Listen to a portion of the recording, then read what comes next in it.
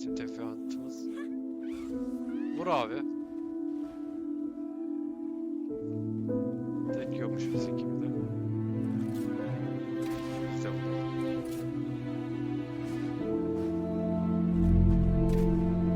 Biz niye vuruyoruz? Çünkü agrosu bize dönerse bizim adamı tekleyemez. Hadi.